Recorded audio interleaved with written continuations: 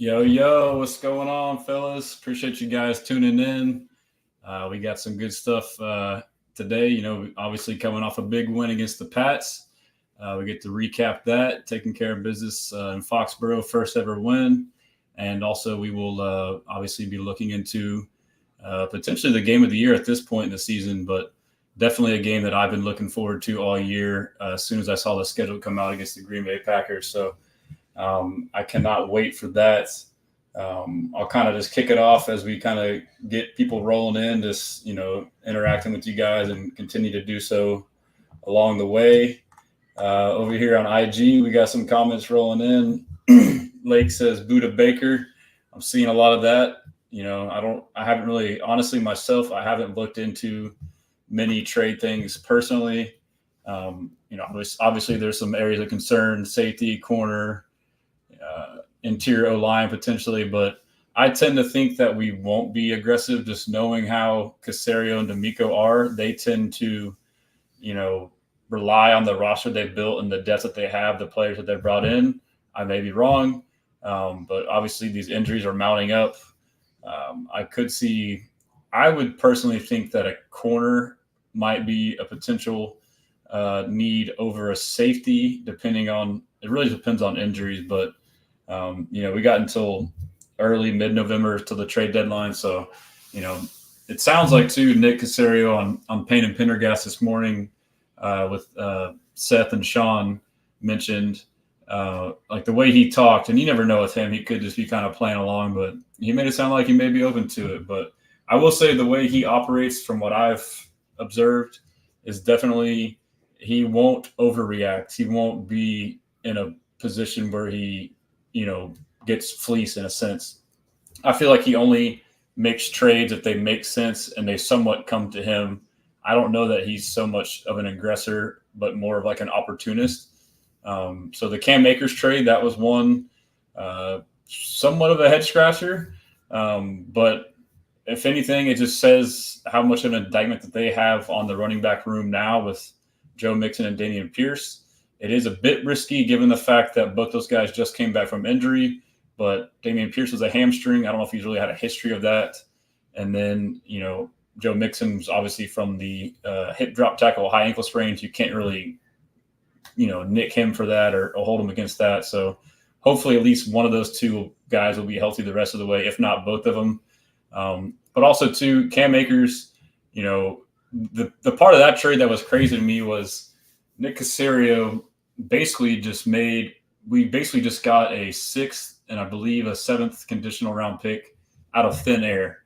We got Cam Akers off the street before camp, somebody that no one had on their radar or thought would do anything, coming off 2 Achilles tears. And then, he, in my opinion, played some pretty good ball for us. He averaged close to 4 yards per carry. I felt like he didn't really get enough run, but obviously there's a big disparity gap between Mixon, Pierce, and then Akers. And then another interesting point, I think a couple of us talked about this was, we saw Akers in preseason look incredible, and then especially like in the pass game, and then you see that Dare gets the brunt of the work in the pass game, third down back, which he excels at. But I think the bigger reason why that he might have got those reps is he's a much better pass blocker as well. That's something we tend to forget about. And so, I think it's a testament to Joe Mixon, Dameon Pierce, and Dare as far as, being able to get rid of him. And I do think from the way it sounded, it wasn't like he went and actively shopped Cam Akers. It sounded like the Vikings came to him. They've had injuries to a couple of their running backs. Cam Akers was in their system and their scheme last year, and he's been good. He's 4th on our depth chart. So they basically said, hey, and then Nick's like, all right, cool. So that was good. We'll get to some more comments here. Instagram, Texans fan 81. Are we getting Buda Baker because we can draft Silas Sanders next year as well? I have no idea. Like I said, I haven't really dove into the trades. Buda, I haven't really dove in either to him personally to see where he's at this year. My first instinct is if we need a safety, we don't need to get another safety who plays the same type of role that Petrie does. He's that smaller, more of like a in-the-box aggressive safety. I don't really see him as a big cover safety. Like if we need a cover safety, then I wouldn't necessarily be looking for that type. I may be wrong. I may need to look more into his game, but that's my first initial thought, honestly, when I think of Budda Baker. I know Grant Delpit's a name, and Njoku is a name that I would like. With the Browns, they're sellers. Getting a tight end, a game changer like Njoku would be insane. Could you imagine CJ Stroud throwing to David Njoku? That would be absolutely nuts.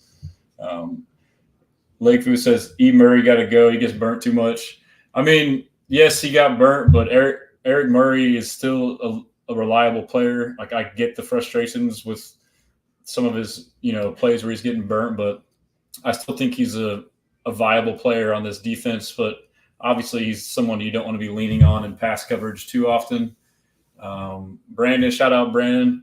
Missed that Ernest Jones LB from the Rams pick swap LB depth right there. Yeah, and so, obviously the linebacker room is an area of concern right now. A lot of injuries. Henry To'oTo'o, concussion protocol. You can imagine he's out. Azeez Al-Shaair had a knee injury last game, returned for limited snaps, and stepped out. I tend to think that he might play. The fact that he left and came back in, and then just knowing him and his personality, that flu game he had, I feel like some players might not have played that game. He played, and he played well. But we can assume that he's out just for, visualizing what it may look like. And so that kind of, we run a 4-2-5. There's our two linebackers right there. And then obviously Christian Harris has been out, and that injury has been – it's one of those – it's like an Astros type injury. We don't really know what's going on. I don't think they know what's going on. And Nick Caserio was honestly somewhat candid today about it, like basically they all thought he would come back and then didn't, and back and didn't. It's been a lot of ups and downs. I know us as fans want to know, okay, when's this guy coming back? And you tell us exactly. Sometimes it's like that. It's kind of touch and go. So at first I was kind of thinking, the emergence of Henry To'oTo'o and his excellent play has allowed us to be more careful with the return of Christian Harris. But, I feel like that window's kind of sailed now, especially if, we're in this bind now. You feel like they would have elevated Harris if he was ready, if we were in desperate need of a linebacker. So, unfortunately, that may not be the case. I'm just hoping he comes back at some point this season, honestly, the way it's been looking.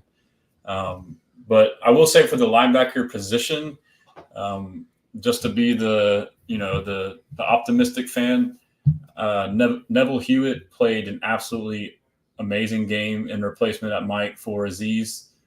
Not only in the run game, but also the pass game. And that dude was a tone setter. He was hitting too. And then Henry To'oTo'o went out. Jake Hansen played some snaps. I feel like he's a guy that we've forgotten to talk about. He was a name that was coming up early in the year when we realized that Harris was going to be on IR as potentially starting over To'oTo'o. So he's not like a guy that's never played. He played some decent amount of snaps for us last year.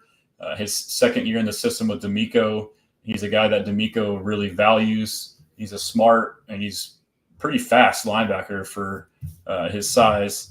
And so I would be, it would suck. Obviously, it's nowhere near as good.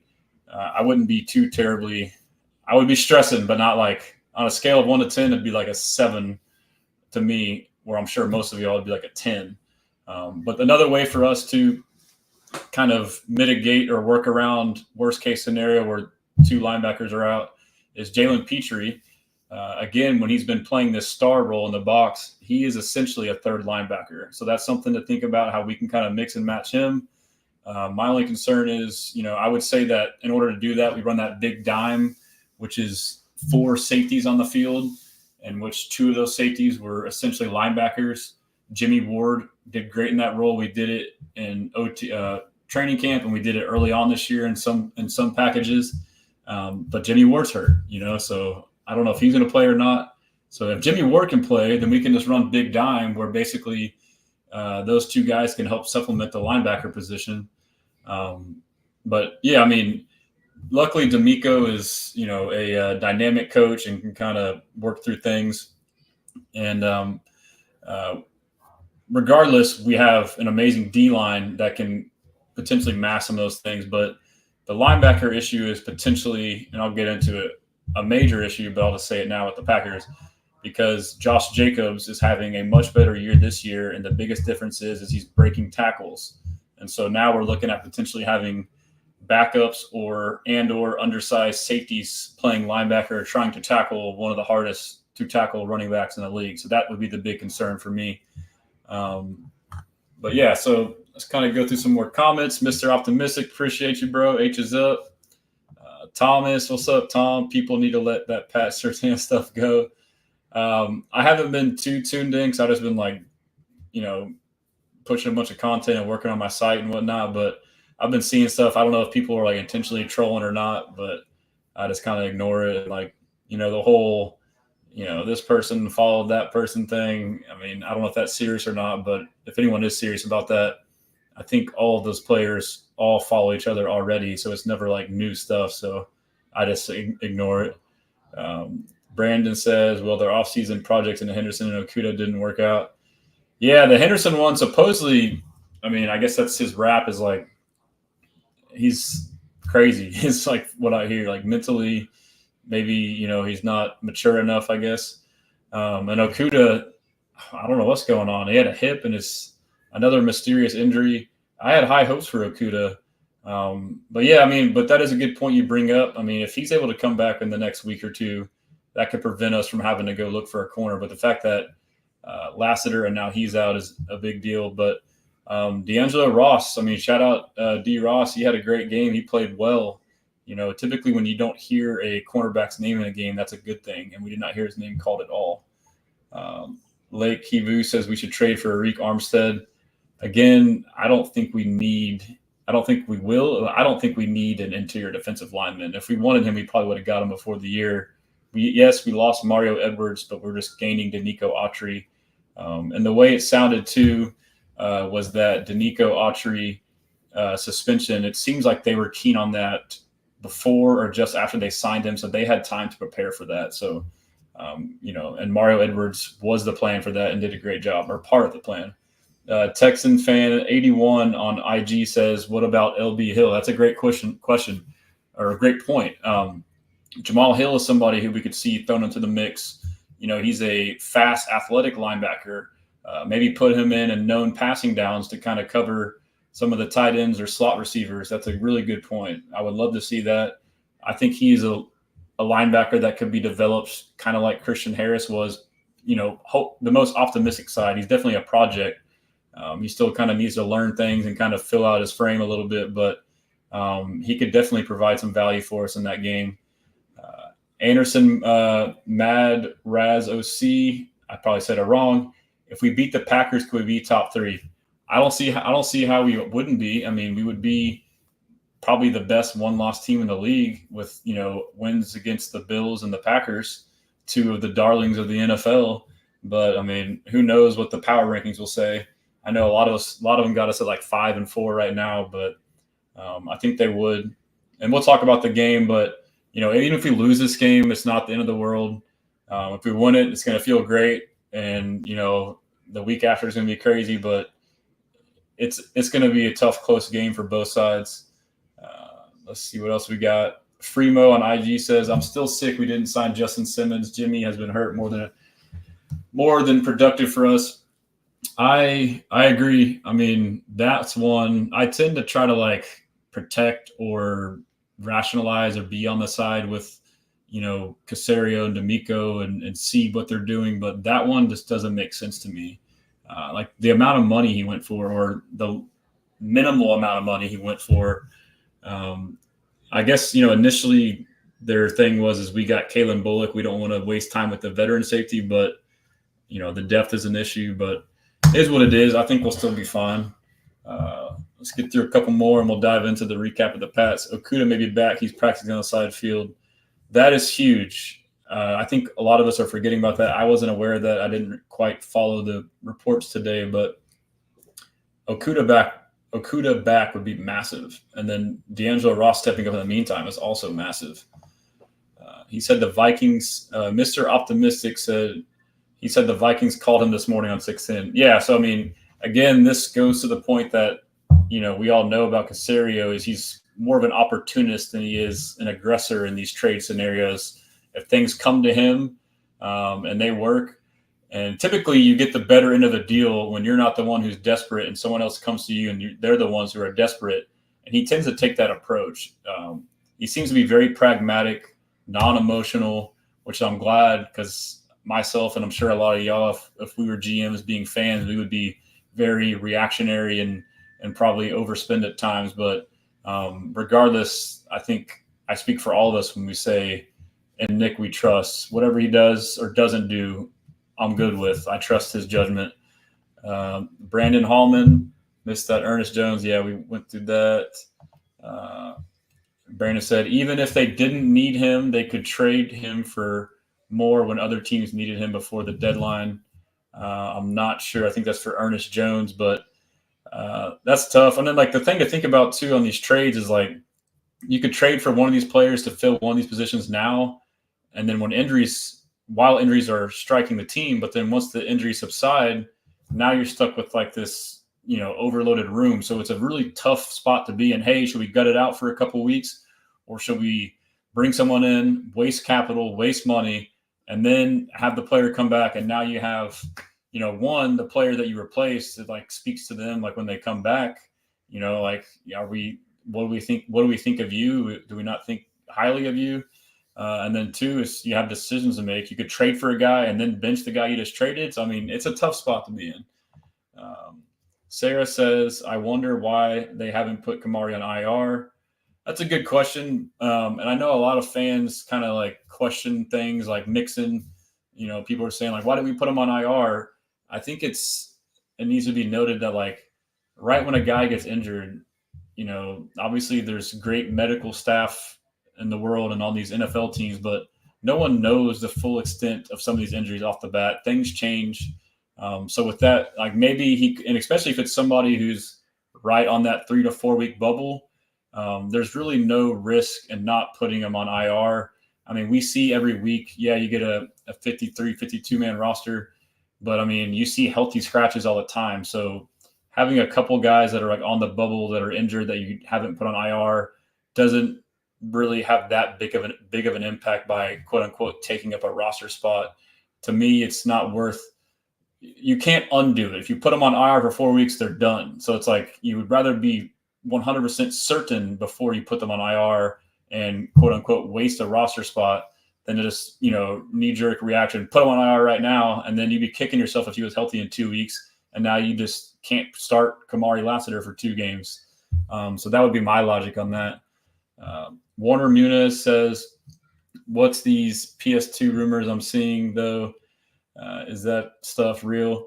I haven't looked too much into it, but I heard, like, I feel like I've seen comments. I feel like it's trolling. I mean, rumors, you said it. Rumors are rumors. I don't believe any of it, but if it happened, I'd be so down with it. Sarah says, because it takes 4 to 6 weeks for a scapula. Sarah says, because it takes 4 to 6 weeks for a scapula fracture to heal, per Google, talking about Kamari Lassiter's injury. I mean, we're just dealing with information that we're hearing from insiders, which always isn't correct. And no one really knows the extent. All injuries are different. All athletes are different in how they recover. So we can't just look at something and say they should do this or shouldn't do that. Brandon says, how did he fracture it? Rumor I heard was on Keon Coleman, OPI penalty. Yep, I'm pretty sure that was the play where he basically fell on his back. And I don't know if Keon kind of pulled him down. Definitely doesn't sound like it felt good at all. Sarah says, I'm stressing on DBs. I think a lot of us are. Mr. Optimistic, we only have a limited number of call-ups from IR. We are in week 6 and have used 3 of them with Harris, Nico, and Akuda still left to call up. That will be all but 2 call-up. So that is another great point. So I'm pretty sure he's accurate on that. So that's another point as to why you don't just, anytime an injury happens, throw somebody on IR. Injuries stink. It's tough to deal with, but I think they're doing the best they can with what we've been dealt with. And we're not the only team going through all this. Every team goes through it.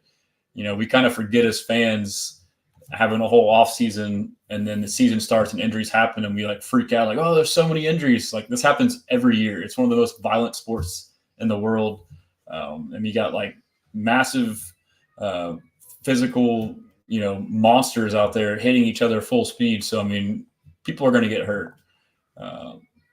Let's see what else we got going here. Brandon says, wasn't Jimmy Ward badly hurt? Like immediately went to the hospital hurt and they didn't tell us anything. That I'm not sure. I know he had a groin. I honestly have not looked at the injury report for this week, which I can look up right now and see what it was. I believe it's Texans PR is what does it. Let me Google that real quick. Yep, it's already right there. Let's see what it says on the injury report. Let me just do this real quick, and I can share my screen. We can look at the injury report together. We're kind of just going with the flow right now. I tend to like to just do this part here, the interactive stuff, but it's going to be a small window for you right here. Let's see. So the injury report it's not as many names. Where did it go? It's not as many names. I can't make it bigger, so I'll just read it out to you. Azeez Al-Shaair is on the injury report with a knee, did not practice. Foley Fatukasi with a shoulder, did not practice. Kamari Lassiter's shoulder, did not practice. Joe Mixon, ankle limited. There's no reason to think he won't play, just resting. Delshon Phillips, hip limited. That's another guy who could play some linebacker snaps for us. Henry To'oTo'o, concussion. DNP, he's likely out. Tunsil, ankle limited. He'll be fine. Jimmy Ward, groin. So it was a groin. I think Jimmy Ward is fine. Fine in the sense from Brandon's question about going to the hospital. If it's a groin, hopefully it's worst case, a couple more weeks. I think he's missed, basically a game and a half at this point. And then Robert Woods did not practice with a foot. Seems like he may not play, given that info there. Texans fan 81 on Instagram says that would be awesome. And he is talking in regards to J-Rod 75 on IG, who said Denzel Ward would go crazy. Facts, that would go crazy, dude.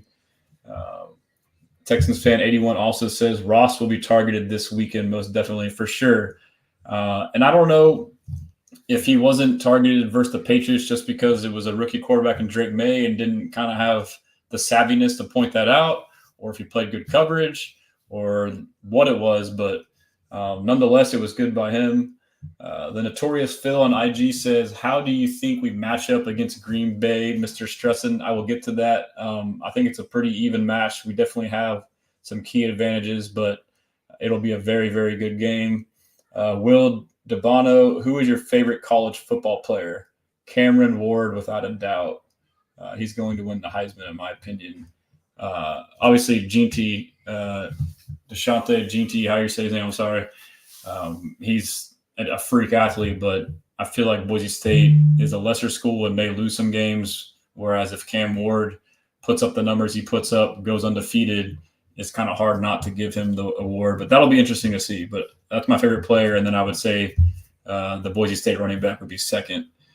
I am biased on the Cameron Ward. He played at the school that I played at, Incarnate Word, before moving to Washington State and then Miami. So it's kind of a pretty cool story. So let's go back to some more comments. We got Thomas says the big dime makes a ton of sense based off Love slinging it all over the yard. Absolutely. I think the biggest injury to look at is Jimmy Ward. Like if Jimmy Ward's available and we can run big dime with four safeties, you got Eric Murray, Kalen Bullock at your two high safeties. You got Petrie in his normal spot down in the box at that linebacker star role. And then now Jimmy Ward's kind of in between the two. That would be massive. So I know people probably don't think highly of Jimmy Ward. I think he's very undervalued when healthy. I think that is one of our most critical injuries to monitor outside of Azeez Al-Shaair, honestly. Sarah says, I gotcha. I don't know why I thought it was 8. Not sure what that was, but you're talking about the IR. PG says, what it is. PG is my guy. Shout out PG. Appreciate you, bro. Sarah, I heard Okudah was end of the month comeback, which, that's a couple weeks, so maybe we hang on until then. Brandon says, in my opinion, there shouldn't be a low limit on IR. I agree. That's crazy. I think they're supposed to make some changes. There's been a lot of talk about it. Over on IG, Noah Buboa, we stressing our defense this week? Potentially, yeah. I mean, you got Jordan Love who can sling it. But I got faith in D'Amico, man. I mean, the whole roster, aside from just starters, like we've seen what he can do with players of lesser caliber or non-big names. I mean, rewind to week 1 when Christian Harris was out, like, oh no, Henry To'oto'o's got to play, and look what he's done. I mean, Aziz goes out of the game. Oh no, Aziz is out. Look what Neville Hewitt did. So I think a lot of it goes to coaching, scheming these guys up. They know their assignments. They know how to play within the scheme. But like the depth of our roster, Nick and D'Amico have talked about it time and time again. But the depth of our roster is like stout. So I have faith in them to make it work. But obviously, it's not the ideal situation. But Noah Baboa says, I feel like we can pull off a close win, to be honest. That's what I think, too. I'll get into that. But I agree, bro. And then Fremo on IG says, I think it'll be one of those 31-28 type wins. That's a pretty good score prediction right there. And, you guys are making some good points there. I'm going to get a couple more. It's hard. I could just read comments all day. This is my favorite part, is just interacting, man. It's basically what we do on Twitter all day. Warner Munoz says Micah Hyde or Devin White, F it. Devin White, I mean, I don't know where he's at play-wise. He's got cut, right? I mean, if you got cut off the Eagles, the defense isn't the best. And then it goes back to my point earlier. You bring him in for a Band-Aid for a couple of weeks, and then what do you do when your guys come back? You cut him? Like, that's my issue with that. And Micah Hyde, potentially Micah Hyde, yeah. But we also have to remember, too, like, at what point is it worth bringing in a marginally better player than what you have athletic-wise, but then to bring them in and get them up to speed and to learn your system? Like, we have to remember, in the NFL, all these guys are athletes. So there is value in being in a system and a scheme and knowing what to do over someone who may be marginally more athletic but doesn't know what they're going to do, and you just throw them in assuming that they're going to work. So that's something we have to keep in mind too. Like, I understand the panic, but I don't think it's as bad as what it is, honestly. Cal McNair's Mustache Rise, that's a great name. Have we heard what jerseys we're wearing Sunday? I'm going to be at the game in Green Bay. I have not heard. I did see the Packers are wearing the icy whites, which is absolutely sick. I'm very jealous of you going to the game. I wish I can go. I'm kind of begging my wife to let me go. I think I might make some content out of it and do a post to where if I get X amount of likes, she'll give me permission to go. We'll see. Sarah said, I felt bad for the Vikings game. We all did. Totally blindsided by that one. Christian, what's up, brother? This is my Titans fan. Y'all make sure and let him know how good of a quarterback Will Levis is. He told me he was really good. I told him he wasn't, and I was right. He said at least NASCAR can hold me over until November. Yeah, I mean, but there is like a weird sense of relief and fun in rooting for your team to tank, honestly. The 2 years the Texans were bad, like, you still watch the games and root, but you root for them to lose, which is ironic, but it's also stress-free. And, like, if you win, cool. If not, if you lose, then yes, we did what we were supposed to. So tanking is a kind of a weird / fun experience for a fan, in my opinion. Mr. Optimistic, just to be clear, Okudah has been working on the side field for a couple of weeks. I feel like if he was going to play this week, they would have opened the practice window already. Yeah, I didn't take that as you saying he would play this week. I think there would be more talks about it leading up to the game as well, but that is still encouraging nonetheless. And again, this could be something, I've harped this, but D'Amico and Caserio have been open with how they tend to give guys a week or two longer than their actual return date. So that could be the case with Okudah regardless. And it sucks in the moment as a fan, but like big picture wise, it's good. Like to us, it's like they need me back for this game. This game means everything, but like we have 17 games. So, I mean, Okudah could be somebody that could be back, and we could say, oh, well, this guy's hurt and that guy's hurt. We have to bring him up. Like if he's still not ready, then it's not worth it. So hopefully he's, back soon. Sarah says D'Amico loves Jimmy, and it's someone he said embodies D'Amico's style of play, etc. And it's a player that holds the players accountable. So essentially, I think having him makes D'Amico's life easier. Facts. I mean, there is a certain sense of comfort in a coach / defensive coordinator, having someone that knows the defense and at the very least will be in the right place.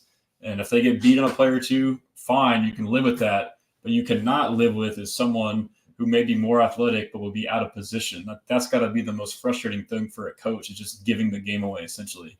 And then to her point as well, Sarah's, is he embodies the style of play. Like, we've seen him when he's out there, like he's a headhunter. Like if he's healthy, he's out there, him and Petrie, like, and we've seen this defense like set the tone. Like, we got a bunch of dogs, dude. Like, these guys are intimidators, and like all that stuff adds up. Like, you can really, break the psyche of an offense, of opposing quarterbacks, opposing receivers, opposing O-linemen if you just dominate them play in and play out. Like, that can really have a collective effect. So that's a great point. Taz says bums. I don't know what that refers to, but cool, man. Does this white boy read the chat? That's pretty funny. Taz, what are you, like a Tasmanian devil? Warner Munoz, just need the secondary to be consistent every week. And yeah, I mean, and I will say too, I'm kind of just giving points of what I was going to say later, so I'll just kind of jumble it all together. But something I've noticed about the secondary, you can't deny, Brian Thomas Jr. torching us, Adonai Mitchell torching us. I think a couple of Bears receivers, got loose on some plays, but this is my philosophy now. It may change or take on what's going on, but I think that some of these games, the Jags, the Bears, the Colts, were all games where all these quarterbacks were similar in our eyes, D'Amico's eyes, as far as younger quarterbacks, not great under pressure. It's better just to blitz the heck out of them and make them beat you. And when you do that, the Jags game is the Colts and the Bears game, we brought pressure and the pressure got home more often than not. But there is a risk when you bring heat and you don't get there. It's basically just like you have one or two players where you might have well just sat on the sideline, like you just didn't do anything. But what it does is you ask your corners to guard man-to-man for 4, 5, 6 seconds, which is dang near impossible. I don't care how good you are in the NFL. If you're asked to cover someone that long, the receiver's going to get open. Luckily, in the Jags game, I feel like the risk was like, we'll try to bring pressure. Even if it doesn't get there, Trevor Lawrence is inaccurate downfield, and he missed like 5 or 6 touchdown passes. AR with the Colts did the same thing. Caleb Williams missed some, but he mostly just got hit, like the pressure got home. So, and we've seen, I'll talk about it now, I know it's later, but Jordan Love is one of the worst quarterbacks versus pressure, and we're one of the best defenses with pass pressure. So to me, that's the recipe, is bring the heat, hope it gets there. So it could be kind of a big risk reward where you can get some big sacks, turnovers, fumbles, strip sacks, or forced picks, but you could also give up some big plays in return. And it's like not fair, in my opinion, on some of those, it depends on the instance, to really ridicule a cornerback when he's covering an elite receiver for 6 seconds, Thomas says, you must be new here, Taz. Yeah, he's a little slow. Christian, Taz woke up and shows violence. Yeah, typical Taz. Mr. Optimistic, when healthy equals first series of the game. Yeah, that's tough, bro. Lance Shepard, that's my guy, Shep. If y'all don't follow Texans on 3 and listen to their pod, y'all need to check them out. Stressan's what's good. Shep in the chat. Let's go. Tom, Will Levis. Oof. Yeah, I mean, Christian brought it upon himself, honestly. Zach Martinez, if Tunsil wears those red gloves, I might just lose it. I'm with you, bro. Hey, knock on wood, but I think it's 2 games in a row with no false starts. So, I mean, let's see if he can keep it going. Will's a tanking machine, that's for sure. By the way, how would you feel if your boy got drafted to Nashville? Cam Ward? That would be tough. Yep, Cam Ward, yeah, that would be tough for me. I'm going to check a couple IG. What up, Texans County? Thanks for popping in real quick. Freemo says, man, embodied, smotty. That Joker can't play 5 consecutive games to save his life. Keeps getting cooked and covered. I assume he's talking about Jimmy Ward. B Drums 97 on IG says, is Lassiter expected to play this weekend? I don't think he is. He did not practice again. Looking at the injury report here, and I don't think he is expected to play. Alberto Murillo, a coverage defender, is what's missing. Kalen Bullock, but yes, we need another coverage defender. Yes, I agree. Jack Walker 05, should we trade for Buddha? I don't think so. I think we should play 2 high safeties, says JWB. Primo says our greatest weakness right now is defending the deep ball. And my God, I wish $1 million DBs would simply turn their head around and be a ball hawk. I agree 1,000. That part I totally agree with. It's so many times you see a player play perfect coverage and refuse to turn their head around, and then they get hit with the PI or get mossed. All they have to do is turn around the ball, hit them right in the face mask. Yep, that's what Fremo said. I don't know that our deep coverage is that bad with Kalen Bullock back there. It's just we've been going one-on-ones. It's the one-on-ones where the pressure's not getting home. I know that Butte one was one, but that was a one-on-one sideline route. Cam Hockey says Nico's back this week, right? Nico is back this week, right? No, he is not. He's out for a total of 4 weeks. So a couple more on IG. Fremo says, I love Bullock, young dog for sure. Yeah, I call him Kalen Ballhawk. He's a ball hawk. But yeah, let's get into it here. I could interact with you guys all day. I'll continue to do so, but let's just kind of go over the game here. So my biggest takeaway from this Pats game was one, the fast start was awesome. I don't think we've had very many opening drives on offense where we've marched on the field and scored a touchdown. And I don't think we've had any this year where we've scored on our first 2 possessions. So going into this game, I thought for sure the game plan would be, and I wasn't opposed to it, but I was kind of bracing myself for it, just based off the way D'Amico has kind of game planned some of these games, but was to lean on our defense. And, we had a massive advantage in our pass rush versus their O-line. We had the best pressure rate from our defense, first in the league, 40+%, and the Patriots offensive line had the worst pressure rate in terms of allowed plus, which was close to 40%. So just on paper alone, it's like we're going to get to the quarterback.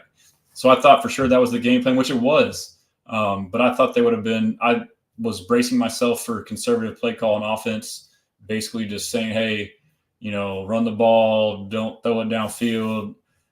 Don't give them any turnovers. Let the defense, get the ball back for us, field position. But we came out and scored our first 2 drives. And then, I'm sure y'all were all like me. I'm like, man, we're about to win by 50, 60. This game's over. And then slowly but surely, a couple things happen. And, come halftime, it's 14-7. And the Patriots are getting the ball back with possession with the chance to tie. And then we're thinking, same old Houston Stressans, here we go. But, I will say there was some criticism I saw of Slowick play calling was the reason we let him back in. I wholeheartedly disagree with that. We had an interception in the end zone, which honestly I would put more on CJ than Schultz. For one, I don't think it was a drop. It was, to me, it definitely looked like it was tipped. But I will put blame on Schultz on that play for not being aggressive at the catch point. He kind of was fading away, which it might have been hard from the way CJ was rolling out and his momentum going one way, but it's kind of a common theme with him. He's not like super aggressive at the catch point, especially relative to other big tight ends. I mean, you see the other big tight ends, they go up and get that thing. So that I would put on him. So that was at least 3 to 7 points that we pissed away right there. And then a missed field goal. So that's, 6 to 13 points to 10 points, whatever. So that's basically 2 possessions right there. And then, I can see the one drive where he later in the first half, we had the ball on our own 20 and it was a run screen, in which the screen, was very close to hitting, but I still don't like, I can't stand the screens on third downs. I know they work sometimes, but that was just one drive that was conservative, and I'm fine with that. And that wasn't the reason why we didn't blow the game out. And I'm fine with that as long as it's not all the time. And that was situational. It was like, hey, we're pinned down. Don't do anything dumb here, which is fine, whatever. But my big takeaway from the game was like I just alluded to, going into the second half, we're all sitting here like, all right, this is going to be a last second game again, playing with our food. We're dominating the box score, time of possession, yards. But then defense came out and set the damn tone. So to me, this was like a big growing moment, growing game for this young Texans team. Last year, every game, it seemed like 80% of them came down to the final minute. And almost all those games, we were the better team throughout. Like I said, box score, beat them in the stat sheet, yards, time of possession, all that. But still would just find ways to allow our opponents to hang around and play with our food. And that's how I came up with the name Houston Stressans. We were stressing all offseason. Like, I acknowledged that as an issue. I thought for sure we would get over that. I thought this would be the year that, we would dominate the game and then actually score the points and put opponents away, step on their throat, so to speak. That had not been the case this year, and this is the first time it's happened. So, I'm hoping we've turned a corner. Young coaches, young players, it's a collective thing. I'm hoping this is good for our psyche, and it's good momentum going into Green Bay.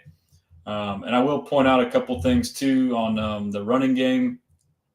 Obviously, Joe Mixon, I was hopeful and optimistic. He was just a one cheap fix to the offensive struggles running the ball, but I wasn't sure if he was, and it damn sure seems that way. I mean, he's played 2.5 games, and then 2 of them is the Indy game and the Patriots game are our 2 best performances. He's gone for over 100 in both of those. But obviously, there's a couple things: his vision, his running style. He plays tough, smart, but then something that was kind of reminded to me throughout the week was, I don't know if y'all saw the interview in the locker room about him being asked about coming back and like the passion and the fire. He got asked a simple question and he damn near went off on the reporter. I think it was Chancellor. Shout out Chancellor. He damn near went off on him. I'm sure he was like, what the heck, dude? But he was just so amped. He's like, I've been ready. I'm trying to play. And then you saw that, so that kind of opened my eyes. I'm like, man, he's like a dog, bro. I knew he was, but, and then you saw his play in the game, it reflects it then. And then you see the clips after him mic'd up, how passionate he is. That dude's a tone setter on offense. So that part of it was a big factor. And then one point I've been kind of hammering home is I've noticed this, the previous 2 games prior to this, that Bobby Slowick was starting to run more gap scheme run plays. As opposed to zone, which is rare for the Shanahan tree offense. And I initially suspected it was just him, trying to get desperate and getting the run game to work, just trying to mix things up. And then, I suspected with Mixon coming back that we would go back to, heavy zone over gap, because that's what we did week 1 in Indy, and Mixon has good vision and can thrive in it. But, the disparity wasn't as high. The last week, I think we had more gap than zone, but then this week it was more zone than gap, but it was pretty close. And some of the big runs I made a clip were your typical gap plays, like traps, and you got, linemen pulling and pinning and blocking down, just man on man, hat on a hat football. And I realized that after we continue to do it with Mixon, I think that the adjustment is, I suspect this is Slowick adapting to his personnel in the O-line. Our offensive line, pretty much all of it was there before Slowick for the most part. And so they may have not been drafted specific to his scheme. Typically in the zone scheme, you want more agile, athletic, smarter linemen as opposed to just your big maulers. And so that's what I suspect, and it's working. I think at the very least, if you're a Texans fan, it's exciting. It gives this offense a new wrinkle. We have multiple options now. We're not just dependent on one style of running. I think it allows us time for the O-line to continue to improve and master the zone part. And then you can kind of dial back the gap scheme then too. So that was a big revelation for me. CJ played another great game. We'll just go through some of the stats real quick. Let's see here. First downs. And I will say, too, people are worried about the defense giving up 21 points to Drake May. Drake May looked good, but I think a couple of them were just garbage time, in my opinion. Touchdown's a touchdown, but I'm not really stressing about that. And D'Amico alluded to this too. I kind of missed hitting on this point was earlier in the second quarter. He talked about how it's like human nature to let up. And so that was a good learning point for us too, is being in that moment and realizing you can't let up. Like you have to stay with your foot on the gas. And so maybe that kind of happened with Drake May. Like when you're on defense, you can change your coverages, your calls, you can be more lax. So we won by 20 points. But I think, we definitely dominated the box score. I think it's more indicative than what this shows from a little bit of garbage time, in my opinion. But yeah, first downs, 13-12. Penalties, we finally got a little bit of favor in penalties. That was nice to see. Third down efficiency, not good for either team. 4 of 11, 3 of 13. Total plays was even, 62-63. Total yards, we had 368 to their 291. So, we had a lot of short fields from our defense getting turnovers. Maybe kind of throttled back towards the end on play calling. Mills played in the game, so, we probably could have scored more. Total drives, even. Yards per play, we had 5.9. They had 4.6. Passing, we only had 176 yards, and they had 209. That's crazy. That's, again, I guess the short fields. And we had big runs. You had a Pierce 54-yarder, and you had a big Mixon 50-plus yarder. So, I guess there wasn't a lot of opportunity to get a lot of passing yards between those big runs and the turnovers. Rushing, 192-82. I will take that all day. Rushing attempts. Penalties, good job on penalties, 4 for 38, continuing to go in the right direction, get those penalties down. That's a huge revelation as well. When we don't kill ourselves, we're good. We'll kind of go through the box score just a tad. CJ Stroud, 20 of 31. Let me make this window bigger to see the rating. For a 105 rating, Drake May, 20 of 33, 243, and an 88.3 rating. Mixon, 13 carries for 102, 7.8 average yards per carry. That's crazy. We had 2 50-plus yard runs, a 59-yarder by Mixon and a 54 by Pierce. That's crazy, dude. And people are like, oh, it's the Patriots. Their defense isn't bad, especially their run defense is not bad. So, people get this stigma like, yeah, the Patriots overall, the team aren't good, but like their defense is still good, and they play a bend but don't break defense. They try and prevent you. And they broke, So, we deserve credit there. It's not less like we just played some peewee team. Diggs, another great game. And Tank. Diggs, 6 of 7 for 77 yards. 6 receptions on 7 targets, that is, for 77 yards. Tank Dell, 7 receptions on 9 targets for 57 yards. Both of them had a touchdown. The 7-1-3 connection is alive and well. If y'all don't know about my T-shirt, the 713, CJ, Diggs, and Tank, go to my profile or go to tomorrowsretro.com. I'm also going to upload it to my site too soon, which I did just get that T-shirt right there dropped. The Will Anderson and Daniil Hunter stepbrothers shirt. I have 2 more really sick designs. I'll probably drop tomorrow, and I got a couple more coming. I'm getting more of these like graphic tee ones, kind of like this. To kind of give you guys some better merch to rep.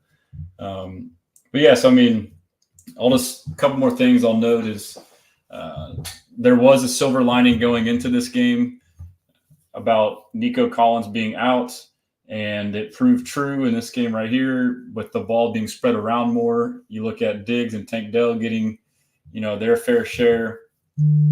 I was very curious to see what would happen as far as the receiver splits, as far as who played where. I assume Hutchinson would get more snaps, and he didn't get as many as I thought. We can go into that on the PFF. Let me see if I got that right here, PFF. But yeah, so I was surprised. So what I noticed was in 2 wide receiver sets, which is either 12 or 21 personnel, typically the X receiver, which is Nico, is always on the field. And so I thought, oh, Hutch will step in for him, and then that means he'll be the X, and the X will stay. But what Bobby did was he said, I'm going to play my 2 best receivers in a 2 receiver set regardless of, position. So basically Diggs played the quote unquote X where Nico was, and Tank stayed at his. And then Tank who is normally not in the field in 2 wide receiver sets, he's now on the field getting more snaps playing in Diggs' spot at Z in the 2 wide receiver sets. And then the even more interesting thing to me, which I love that philosophy, play your 2 best receivers. The more interesting thing to me was that when we went to 3 wide receiver sets or 11 personnel, was we kind of mix and match. Xavier Hutchinson came in as the X for about half of them, and then that, basically he just replaced Nico, and so then Tank was on the outside, the other side, and then Diggs was in the normal slot like normal. But then there was a portion to where Diggs played the X again, and then on one outside, and then Tank was Z on the other outside, and then Mechie played the slot. So it kind of gave the defense different looks to look at. And then I'm going to post a video probably tomorrow that I clipped. I believe it was like Andrew Hawkins. He pointed this very same concept out, and he said this is actually a good silver lining because now you have Stephon Diggs, whereas when Nico's on the field into 11 personnel, he's basically permanently in the slot. But now you have the flexibility to move him inside, outside with Nico out. So we're kind of taking advantage of this situation. And then Tank obviously had a good game, got involved. I will note the Dalton Schultz stuff. It's crazy, man. I mean, he's not playing nearly as good as he did last year. He played pretty well last year. He's grading pretty bad. It indicates the same. So, I mean, I don't know what it is. Early on, I thought it might have been an injury. I think he had an ankle injury early on in the year. But at this point, you've been playing this many weeks. It can't be an injury. I don't know if it's like – it just seems lackadaisical. Like the effort is like, kind of missing like that 10%. Like he had one out route where he tried to one-hand it. It felt like he kind of slowed down, maybe not. But, like, I really feel like he could have hustled through and gotten 2 hands on it. I mentioned earlier I don't blame him for the INT, but it was kind of like, weak at the catch point. But I'm optimistic he can turn it around. CJ was talking about him yesterday in the press conference or today, whenever that was. He pointed out some good points that Dalton, provides value as well as a leader on the offense, getting guys aligned in the right spot, calling out protections. He said he helps him. He helps Joe Mixon. He helps Kate Stover. So there is some value there, but we need to get him going. But CJ acknowledged that and made it sound like that was going to happen. I think that's pretty much all I got on the game. I will say this too. I wrote an article and I made sure to get it out on Saturday because I've had a hunch this was like the exact thing that would happen. But, there was a lot of frustration leading up to this game about our defensive line, particularly Will Anderson Jr., not having enough sack numbers. And then, Daniil Hunter, we spent all this money on him and he hasn't done anything.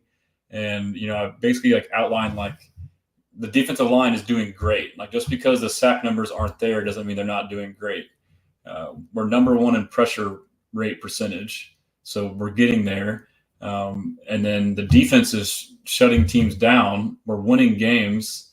A couple reasons why the numbers weren't there is because they play collectively as a unit. It's not a bunch of selfish individual pass rushers. Sure, if these guys didn't play disciplined and rush together as a unit, we might have guys that had 6 and 7 sacks through 6-7 games, but we'd also be losing games and giving up big plays and a lot of points. So when you play within the scheme and play for the team, it's different. You're not going to get these, individuals going rogue and getting a sack or potentially missing the sack and giving up a touchdown. And D'Amico's preached that a lot. So that's one thing. And then, just sacks in general are kind of fickle. Like I just don't get why. I guess I get it, but I don't like it how fans obsess on sack numbers. Like it's not the end all be all. It's not the real painting of a good picture. It's kind of misleading. Pressures and then QB hits would be a better picture. But a prime example is the Buffalo Bills game. Like, we had 1 sack for 0 yards. The D-line sucks. They held Josh Allen to 9 for 30. So they executed the plan exactly how D'Amico wanted. They wanted to get pressure on him, and there was no rhyme or reason to how. You just get pressure on him, flush him out to his right, which they did, where he struggled. And then when he did get out there, get on his throwing arm, and he probably had, of those 21 incompletions, a lot of them were for pressures.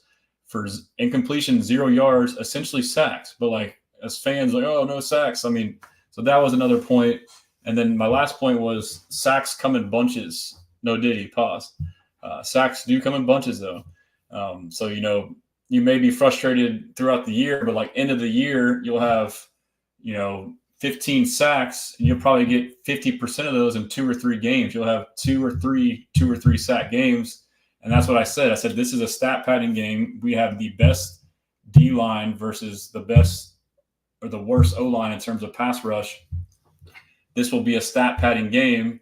And then next thing you know, we're going to look up and say, oh, the D line's awesome. Like, what changed? Nothing changed. It's just matchup. Maybe Will got more one-on-ones. I will say Daniil is number 2 overall in the league in pressures, and he has 4 more than Will, who's number 7. And then now we're about to add Danico Autry into that mix, who had double-digit sacks last year. I mean, this is crazy. It's going to be insane. So, yeah, it was good to see the D-line did their job. And then, obviously when you look at sack numbers, you're just totally disregarding how they are in run defense, which they are great. So that was good to see for me on my end. Texans, Patriots. I did kind of like find some new stuff on Next Gen Stats I can start sharing with y'all. Let me see. Yeah, if I went down here, we'll go through this on the Packers too. It's pretty cool, but this was a cool one here.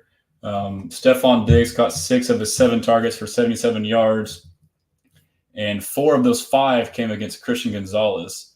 So Christian Gonzalez, very good young quarter, seemed to have shadowed Diggs or guarded him a decent amount, and Diggs got the better of him. Drake May's first touchdown, whatever. This is Will Anderson Jr. He generated 5 pressures and a career-high 3 sacks on Sunday against the Patriots. 3 of Anderson's pressures came in under 2.5 seconds. So, I mean, like, what are you supposed to do? Resulting in his second fastest average time to pressure of the season, 2.3 seconds. Anderson is now one of only 13 players with over 90 quarterback pressures since the start of last season. So there was talk last week about how we shouldn't have traded up for Will Anderson Jr. The Lions got 2 good offensive players with their 2 picks instead. I mean, I don't see it. Like, this is dominance, dude. But yeah, so we got also CJ Stroud. We'll check this one out.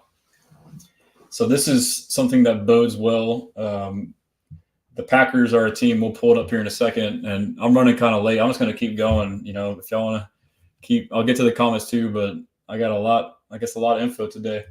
CJ Stroud completed 20 of his 31 passes for 192, 3 touchdowns, and an interception in Week 6 against the Patriots. Stroud faced the blitz on 52.9% of his dropbacks on Sunday. So this is good to note.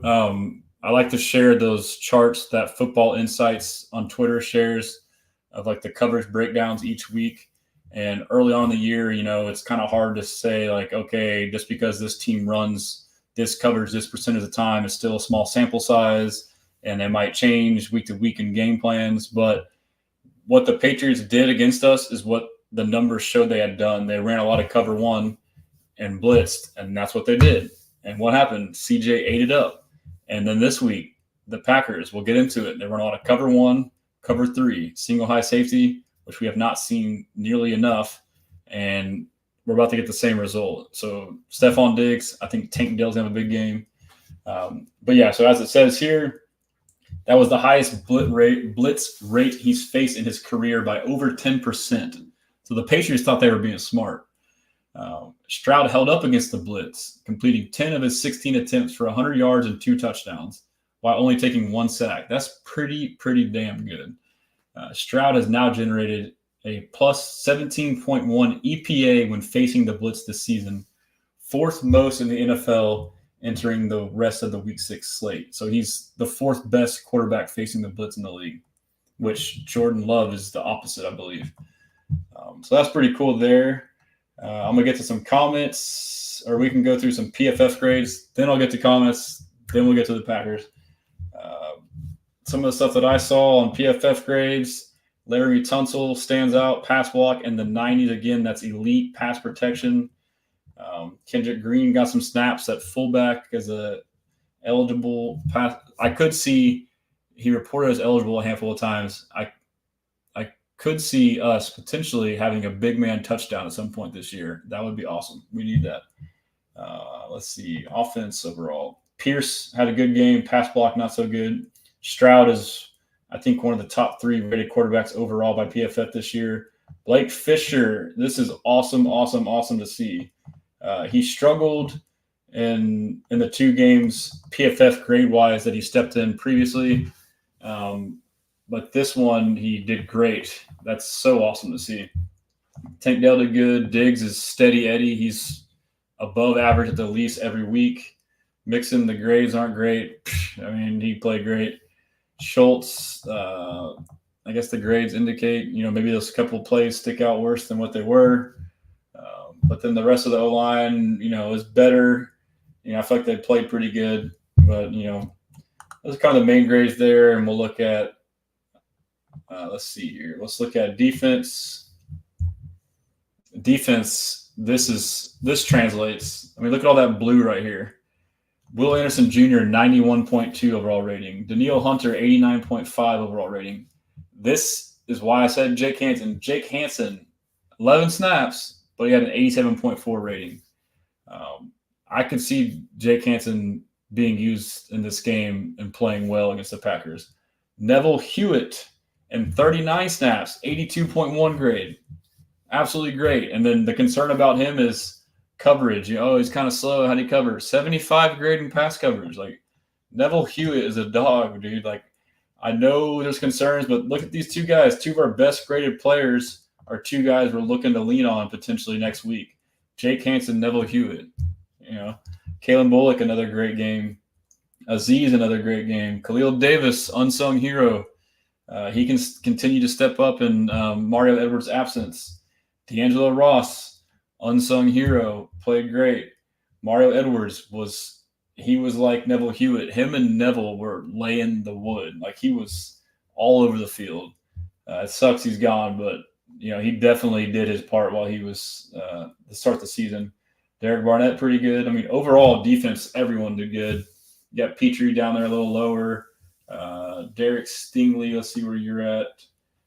Derek Stingley, yeah, that kind of indicates wasn't his best game, but still not terrible grade-wise.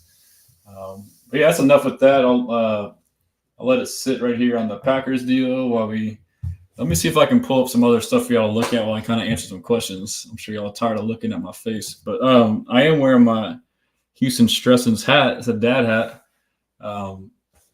It came out a lot better than I thought. If y'all want to check it out, it's on the website. I got dad hats, trucker hats, shirts. Here, I'll pull up the website real quick. Let's look at that. And so I'm continuing to unroll a bunch of stuff at the website. My goal with the website is basically what I and others do on social media is aggregate, but I feel like this is something that can benefit fans that kind of want a one-stop shop for all their content from everybody, not just me or whoever, from other content creators, from the Texans, from national media, etc. And then also it can allow content creators to put their stuff on here as well. So it kind of connects the two. I have profiles available if you want to make a profile. If you could subscribe right here, that would be huge. I'm trying to build that newsletter to kind of send out weekly. Just, I'm writing articles, send out articles, send out just any kind of interesting stuff. But yeah, I think this is a good opportunity for fans to kind of connect. But the profile will be a big one. And I'm also working on a directory that I'll do, which is similar to the profiles, where I'm going to list, here's all the journalists to follow. Here's all their social media, their pages, and I can embed all their content right there. So it's just boom right there for you. Same thing with content creators. I can list all the content creators. I'm going to list all the radio shows. This is their show, their time, their station, blah, blah, blah. It's all in one spot. And then I have a Discord that'll be on there as well, where we can, have live chats for the game or topics. So that's kind of my big idea. I understand it's a process, and maybe, if it's not for you, that's fine. It's just, I'm trying to provide value for fans. I feel like this was a void, and this isn't something that has been my master plan. This has been a natural evolution. I've just kind of noticed these things as I've interacted with all you guys. Oh, this would be cool if we had this. This would be cool if we had that. So, but as far as the store, I just released this Step Brothers shirt. That's a pretty funny one. Shout out Cal Nesta Graphics. He's helped me with some of these designs. I got other basic stuff, but I have a couple really good designs I'm gonna drop tomorrow. Actually, let me see if I can show y'all one of them. This will be one right here. Cal helped me with this one as well. CJ standing on business. So that'll be a tee. I'll release that one tomorrow. And I got another one that y'all really love, kind of like an attitude type shirt. But while we're on the website, I'll kind of just continue to show you I got articles right here. Let's see if it'll load up. And if anybody wants to be a writer too, I mean, hit me up. It's a good way for you to practice. I have no problem, setting you up and you can publish your own stuff. I'm all about, giving people access to do stuff. It's a good way to learn. I learned a little bit when writing with Sporting News and I enjoy it. And if you go to the homepage here, you can kind of see, I'll have the schedule where you can click on the schedule. I'm still working on kind of getting that a little refined, but obviously it's got the scores, and on each one you can click on it and there'll be like a game recap and a game preview, and there should be like a video of like the highlights on there. And let's see. Yeah, this website's got so much stuff on it, so it's a challenge between getting it to run smooth and putting too much on there, but you can see the highlights are right here. If it'll load my computer. Part of it's I'll turn the sound off, but yeah, you got the preview and recap, and we'll go back. I'm gonna show us a couple more features, and then we'll get into I'll kind of answer some questions, and then I'll get into the Packers game. All right, there we go. Yeah, if you scroll down too, I got this video player. I'm trying to like refine this, but so basically there's like different channels right here. And so this is like one idea I feel like is good value to fans. Like rather than you go to different platforms or find the videos, like I'll find all the good videos and they're right here. They're sorted. You can go to game highlights and they'll all be right there. I'm trying to get to where it's more up to date. But like some of this stuff is super up to date, like national media. Like you want to watch all the coverage you want to watch all these videos. You can just click on it. Let's just go to the most recent one. And this is a video I clipped today. If you click play, which I did, it'll just pop up right here. Maybe not on this set. All right, right in here. Everything you need is right here. You can just literally sit here rather than go to YouTube and find the videos and just let this feed you what you want. If you want to go to certain players, you got D'Amico Ryan's interviews, boom, all right here. Stroud, his interviews and clips. Tank Dell, you got it all right here, mic'd up. I'm going to continue to refine this. And if y'all do happen to visit the site and y'all notice anything that could take improvement, by all means, please tell me. I'm open to doing whatever it is to make the best experience for you guys. But yeah, and I got my Instagram feed embedded down here if you just want to look at it through there. But right here is like an icon. Let's see, you can't see that on my screen. Yeah, right here on the top next to subscribe. I'm logged into my profile, but if you want to make a profile, you can click that and you can create one. On there, you have the Discord, which, right now it's kind of infant stages, but I feel like this could be, a pretty cool avenue for us to share stuff. You can do more long form stuff on here. What up? Mr. Off the Mystic started one.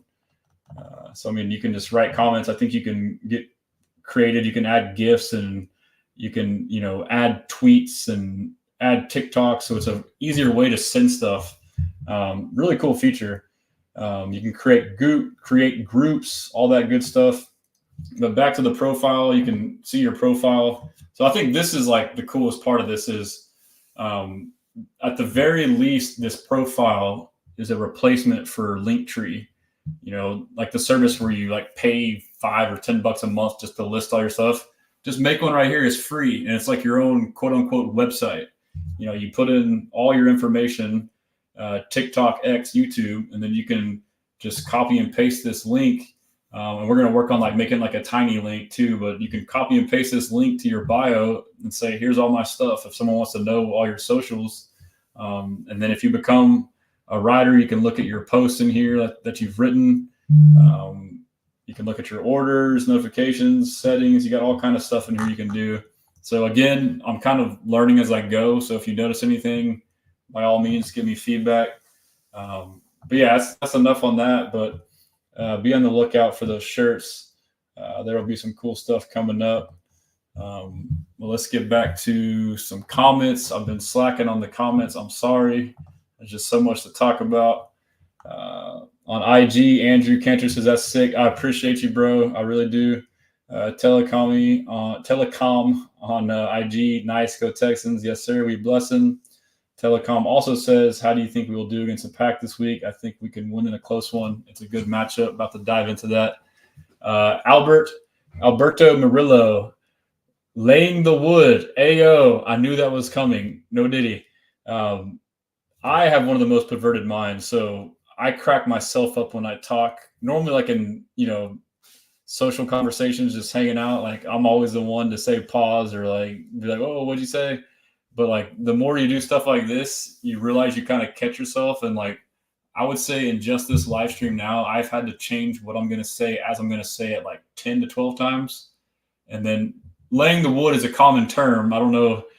I knew someone would take that out of context, and I thought for sure I might have been good, so I let that one slide. But hey, I'll take the slack for that. Alberto also said, thought it was the other way around. No, opposite of Stroud, where Stroud succeeds. I think they're talking about, because someone said Love is good under pressure, though. I don't think he is. We'll get into it. I got the stats. I'm pretty sure he's not. Let's get some of these here. Let me scroll back up. My boy Mendez, I've seen so many Packers shit on Stroud. I hope he beat them. Yeah, their fans are pretty cool overall. I mean, I guess we're kind of like two similar franchises, young quarterbacks, young teams ascending. So it's been nice in the offseason. Like my interactions have been well with them. It's just funny how each week, each fan base is different. Vikings fans were cool, but there has been some fan bases that are not the best. But let's see. My boy Shep says 34-27 Texans over Green Bay. I love that score. Let's go. Let's see. Sarah, what's up with Des King? He was a starter when he came back last year. That's a good question. I mean, maybe he's somebody who could start to step up with these injuries. I mean, D'Angelo Ross is doing good, but I guarantee you they would value Desmond King over some of these people to bring in elsewhere, honestly, just because they know that he knows the system and they know who he is. The familiarity aspect of that on both ends definitely plays a role. Brandon says rules is we can only use linebackers that have a name starting with the H. Yeah, or last name. Yeah, Jake Hansen, Henry To'oTo'o. And then he says, let's see, Henry, Harris, Hewitt, Hansen, Hill. And then Mr. Optimistic says Haziz. The H is silent. That's right. Y'all are onto something here. Mr. Optimistic says, I was expecting Dez to be active this week, and it didn't happen. He plays the same spot as Petrie, and Petrie isn't coming off the field. Yeah, but like he could be, like if we want to like move Petrie into like a legit linebacker role for this game, he could be the nickel and then, Petrie be the outside backer. I don't know if he would do that. What does type of run scheme Blake Fisher thrive in? I think he was a better zone blocking in college at Notre Dame. I feel like they ran zone a decent amount, like not overwhelmingly a lot. I know that Audric Estime graded pretty well in the zone run when I was evaluating him. But with the tackles too, Laramie's always been not a great run blocker overall. So that's tough. Mr. Optimistic, maybe once we have some linebacker help, we will use more of a traditional nickel. Correct. I could see that. But we also run this 4-2-5 regardless. So that is the trouble with the 4-2-5. You only have two linebackers on the field. So then you only have X amount of backups. And then if you get a couple injuries, you're kind of SOL, or maybe not. I don't know that we are. Dr. Do, my guy. Sup, y'all? If y'all don't know Dr. Do, go follow him ASAP on every platform. He's the man. PG, when the last time Schultz dove for a catch? That's a great question. I'm optimistic he'll turn around, but right now, all the criticism, in my opinion, is warranted. I need that one-time effort, LOL. Facts. Brandon Hallman, Ravens were Stroud in the divisional round, had 0 sacks. Yeah, so I think you're saying the Ravens had 0 sacks against Stroud. but they bottled them up. So, I mean, that's an indicator to say, hey, sacks aren't the end-all, be-all. They don't tell the whole story. Telecom on IG says, what's up with Al-Shaair? We need him at LB position. He's got a knee injury. He came back in the game and played and then went back out, so it can't be that bad. PG, let go. Let's get it. FTF, imagine trading for Lattimore from New Orleans. That would be dope. He would fit our scheme. He would fit the swarm mentality. Like, he is an aggressive physical corner. That would be dope. I know that was a rumor in the offseason. Shep, I need that standing on business. Oh, you like that? Yeah. I'm going to drop that tomorrow, dude. This is going to be dope, dude. I was trying to like figure out if I wanted to put standing up here and then on, but I think the way it is subtle, like if you know what standing on business is, you get it. And I got one more I want to show y'all, but it doesn't quite show up yet, but it has to do with Will Anderson Jr.'s quote about Houston. If you don't mess with Houston, then F y'all. And it's got a pretty iconic photo with it from this season. So that I'm going to drop that tomorrow. It's going to be fire, dude.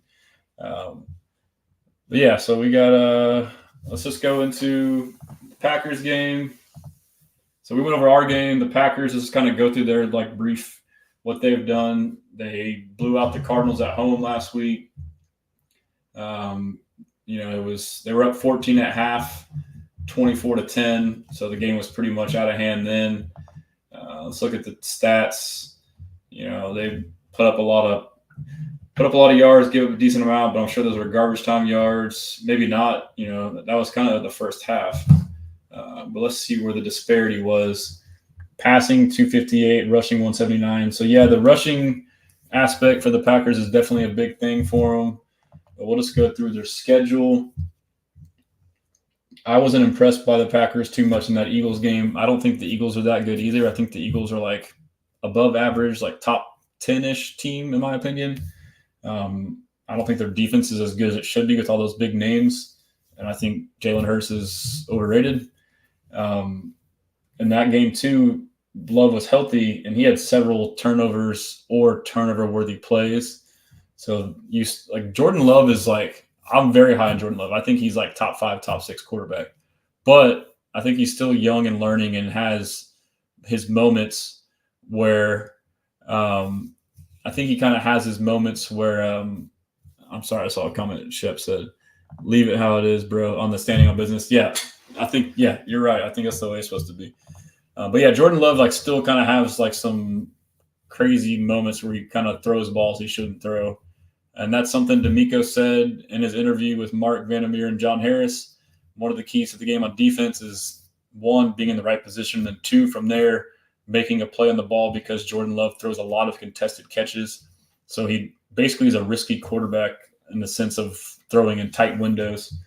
But yeah, so I mean, they beat the Colts 16-10. So Jordan Love got hurt, and they leaned on their run game for a couple games, which was Colts and Titans. And, they're not that good of opponents. We barely beat the Colts, I guess you could say, but still. And then he came back for the Vikings game. So this would be a game to look at. I didn't get to watch this, but I kind of followed along. I mean, the game was 28-0 and then 28-7. And so this game never really was close. I guess they made it a 6-point game in the fourth quarter. That's crazy.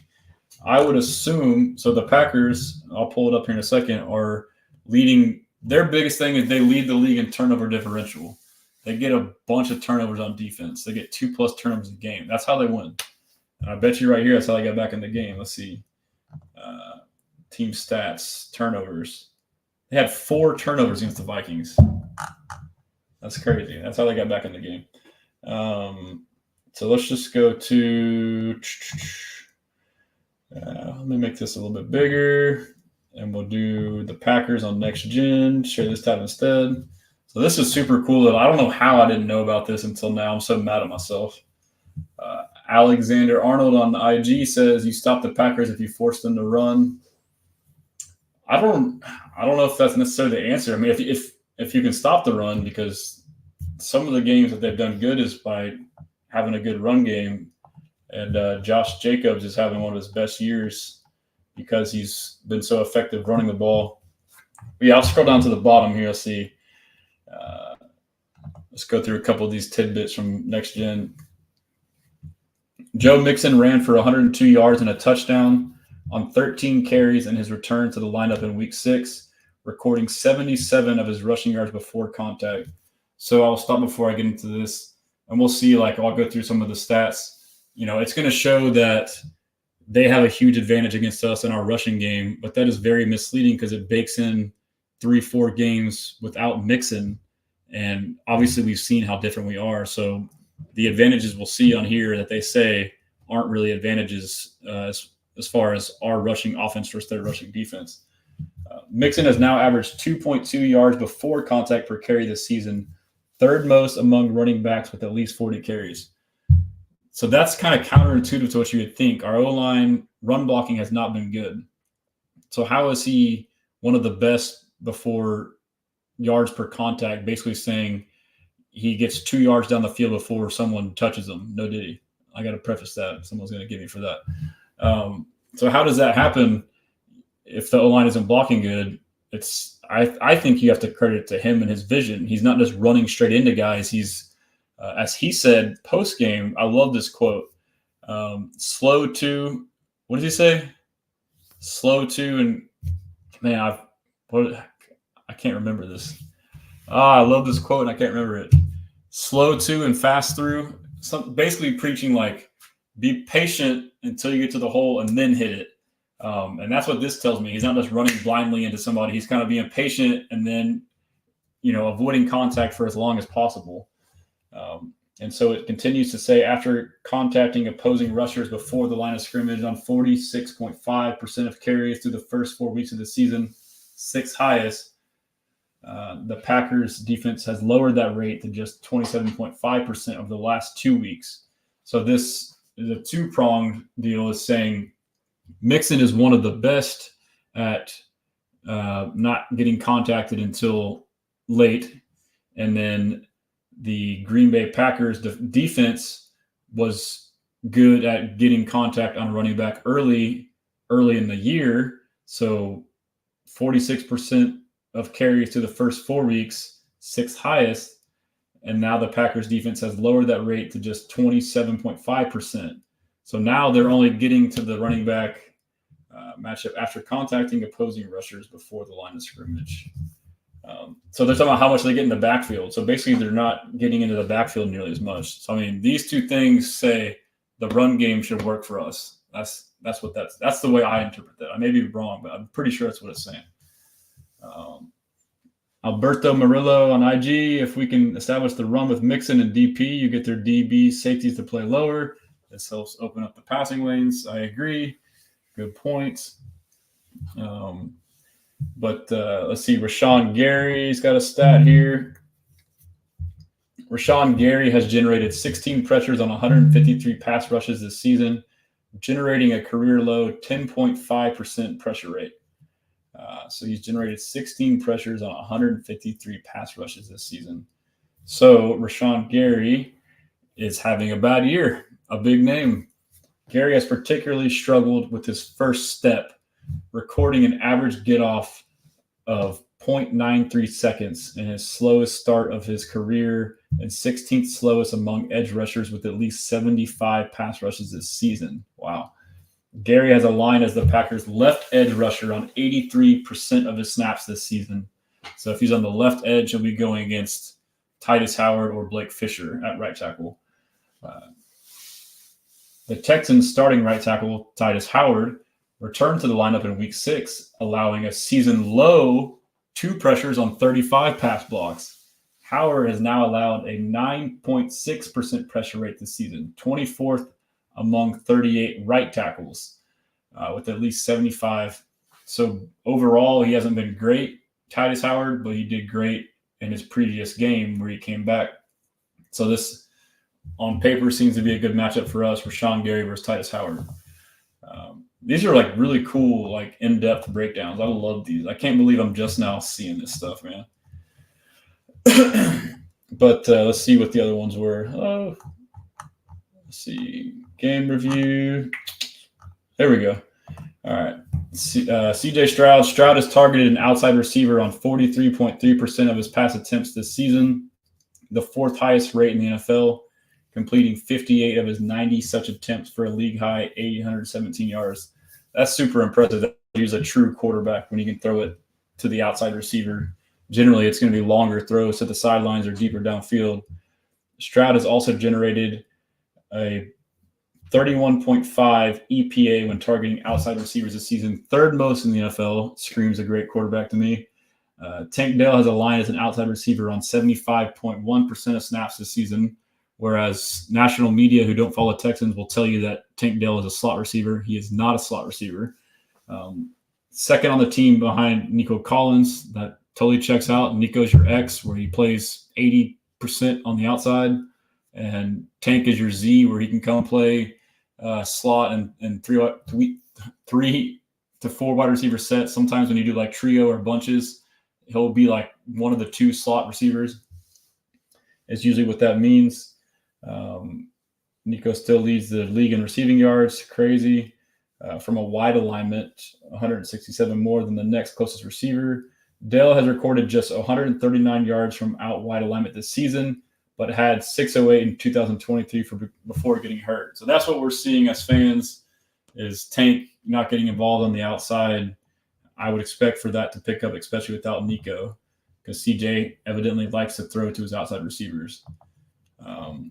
Little Jordan Love tidbit. Jordan Love has completed 20 of his 34 pass attempts off play action this season, recording 341 yards, 4 touchdowns, at 132 passer rating, second in the NFL.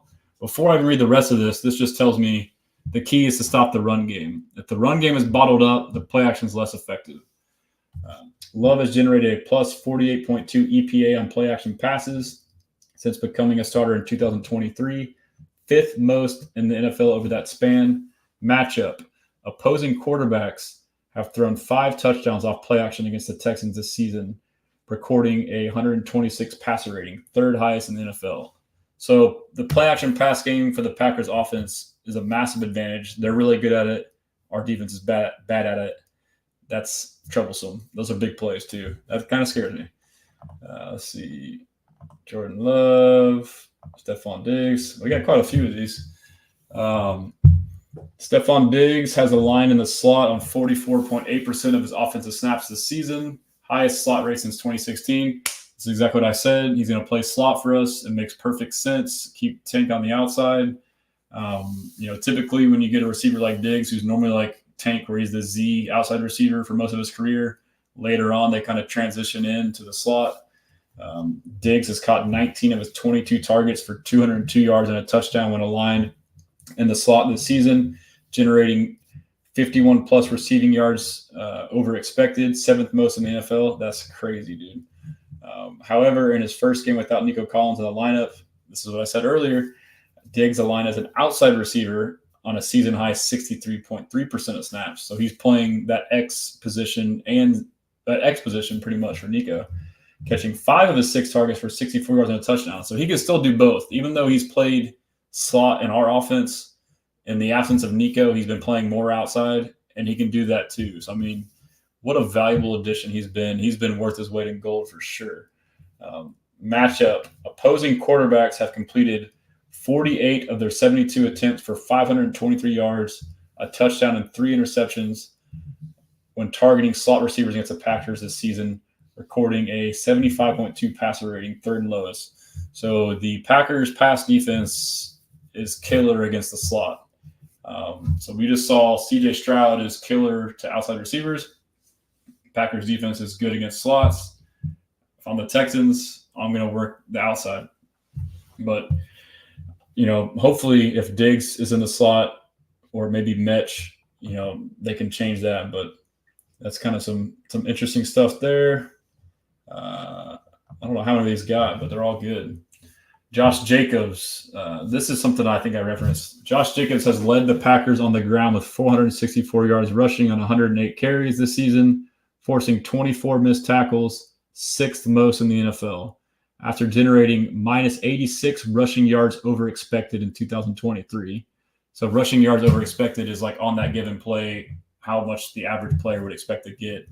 And if you get over that, it would be over or under, in this case, 86, minus 86. Jacobs has bounced back this season with plus 58 RYOE, rushing yards over expected, 12th most among running backs. So he's much more efficient in breaking tackles and having more impressive runs, essentially. Matchup: the Texans have missed 29.3% of their tackle attempts on run plays this season, allowing 223 rushing yards off of missed tackles, both second most in the NFL. Oh, man. So this is the run game's key for them so they can run play action. Josh Jacobs is breaking tackles. Our run tackling is terrible, according to this. We have linebackers who are going to be out, at least two. I think a lot of this tackling, too, is from our corners in the run game. They've been pretty bad at tackling in the run game this year. We did improve on tackling early in the year. I know we were bad last year, and the first couple weeks they improved, but it looks like we're regressing again. Kind of scary to see. Over here on IG, Drake says, just traded for Diggs in my fantasy league. Would Jair lock up Diggs?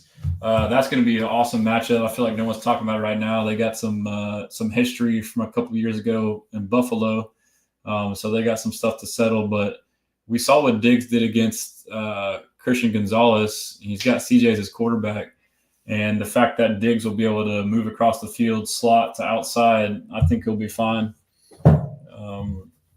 Dino getting Case Stover involved should be a factor this game. Being that Green Bay defenses are terrible versus tight ends, I agree. Yep, him and Schultz. We need Schultz to step up, man. But let's see. Go back to let's see how many more next-gen stats we got. Man, there's a lot of them. We'll buzz through them real quick. This is good insight, man. Another one on Diggs. Diggs has aligned as a bunch receiver on a league-high 68 offensive snaps this season, hauling in 5 of his 6 targets. So basically he's like in a 3 wide receiver set, a trio or trips. He's like the very inside slot receiver. His teammate Tank Dell has benefited the most from these bunch sets, though. Wow, this is making me realize something. Maybe Tank is better in the slot. His teammate Tank Dell has benefited the most from those bunch sets. So basically, the bunch set you would have. Let me see my hand. You would have Nico outside, Tank in the middle, and then Diggs in the very middle. So like 2 slot guys, bunch, slot, outside. And Diggs has done good. Tank has done good when he's like basically the second slot receiver. It says Tank 7 receptions for 79 yards, despite aligning in a bunch. Oh, let's see. No, so that's saying when Tank is in the bunch, so when he's like the very inside receiver, so slot in a 3 wide receiver set, 7 receptions for 79 yards, despite aligning in a bunch on just 42 offensive snaps. So like basically he's one of the best stats wise, but hasn't even done it that much. Dell has recorded a 27.6 target rate when aligned in the bunch. So he hasn't been in the bunch position a lot, hasn't been targeted a lot, but when he is, he's super effective. And then it says he's targeted 27% of the time when he's in the bunch, as opposed to 11% when he's not in the bunch. So when Tank is in the bunch, there's a good chance he's going to get the ball. We should continue to do that. That's a pretty cool little tidbit there. Jaden Reed, the Packers have utilized motion. Matt LaFleur does a lot of motion, and he gets creative in the run game, too, by doing that. 77% of offensive snaps this season, the 5th highest motion rate in NFL, despite having a 14% lower success rate when doing so. The 4th largest negative delta in the NFL. So let me reread that. Packers have utilized motion 77% of the time, 5th highest. So basically, that's crazy. It's contrary to what you think. Like you assume motion means good, and they run a lot of motion. I've been saying that we need to run a lot of motion. They run a lot of it, and it's actually like making them worse. Maybe they're overdoing it. Despite that, the Packers have totaled 16. Now you have the kicker, so it's like a boomer bust, I guess. Despite that, the Packers have totaled 16 touchdowns off motion plays this season, most in the NFL. Well, if you're getting touchdowns, then never mind. It does work. I was wrong again. Jaden Reed has been placed in motion at the snap on a league high 77 plays this season, traveling 1,000 yards. That's crazy. Back to that boy Will, AFC Defensive Player of the Week. After back-to-back games with just 2 pressures, Will Anderson generated 5 pressures on 22 pass rushes in Week 6 against the Patriots. Anderson has now generated a 17.2% pressure rate this season, 11th in NFL, minimum 75 pass rushes. I guess he was 7th before last week, which doesn't make sense. I saw that he was 7th. And is one of only 4 players, Huff, Hines, Parsons, to record at least 8 games with a pressure rate of 20% or higher since the start of last season. So he's been one of the best pass rushers in the league. And he'll have a good matchup against their tackles this week, too. Jaden Reed has caught 15 of his 19 targets from a slot alignment this season, recording a league-high 352 yards with 3 touchdowns. So Jaden Reed on Jalen Petrie. I need to check, too. I never looked at the Packers injury report. Let me pull that up for you guys. I feel like one of these receivers is supposedly potentially not going to play. Let me finish this and we'll check the injury report. Reed has generated plus 130 receiving yards over expected from the slot. That means he's breaking tackles. Most in the NFL. Second most by this is not good. So we need to find a way to cover him in the slot. Petrie, okay. Let me just finish it. I'm sorry. Reed has also generated plus 130 receiving yards over expected from the slot. Most in the NFL and second most by any receiver through the first 6 weeks since 2018. He's elite in the slot right now. Matchup. The Texans have used nickel packages on 88% of defensive snaps this season, with Jalen Petrie aligning as the slot cornerback on 60% of those snaps. Petrie has allowed just negative 9.4 EPA when targeted this season, 5th lowest among slot quarterbacks. That's mind-blowing. I mean, I've been like a Jalen Petrie defender. I feel like he's over-criticized, but I feel like he has kind of been bad in the pass game.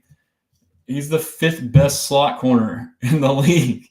So this is indicating this is like a heavyweight bout. You got Jaden Reed, one of the best slot receivers, versus Jalen Petrie, one of the best slot corners. I would give them the nod just from what I've seen, but that's crazy. So that's a good key matchup. Jaden Reed versus Petrie in the slot. Let's see what else we got. Any other good ones? Hunter. Let me go to the injury report real quick. Let's see. Let's share this tab instead. So the Packers injury report. Jair Alexander, limited with a groin. He'll probably play full practice. I'll just go to the DNPs. We got a guard tackle. Elton Jenkins, I'm not sure if he's a starter or not. Tucker Kraft, limited. They have a lot of limited. Colby, they got a couple of D linemen that I haven't heard of. Colby Wooden and Devon Wyatt did not practice with a knee and then an ankle. Jaden Reed has an ankle, limited. Christian Watson, of course, ankle, limited. Dontavian Wicks, shoulder, limited. So they have 3 receivers that practice, but they're banged up. I mean, and I will say that I think that their receiving core is one of the most underrated receiving cores in the league. They got just endless amounts of young, good receivers. So I'm a fan of their receiving core for sure. But let me just go back here. I won't do too much more of this. I know it's getting late. I'm getting tired myself. Let me share this instead. Actually, let me see. I might just take a quick break and grab a water and give you all some videos to look at in the meantime. Let's see. Brand. Start sharing some of these videos.